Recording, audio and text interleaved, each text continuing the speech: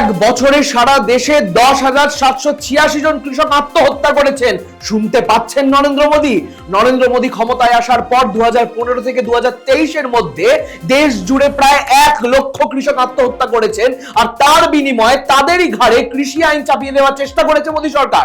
NCRB রিপোর্টে উঠে এসেছে যে শুধুমাত্র 2023 সালে দেশে 4,960 জন কৃষক এবং 6,096 জন কৃষি শ্রমিক নিজেদের প্রাণ নিয়েছেন।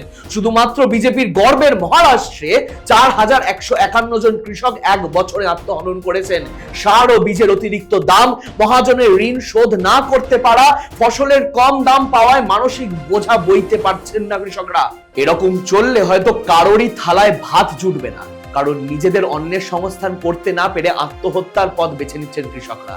এরকম আরো খবর নিয়ে ফিরবো আমি, শুভম গাঙ্গুলি, আর আপনারা দেখতে থাকুন দৃষ্টি।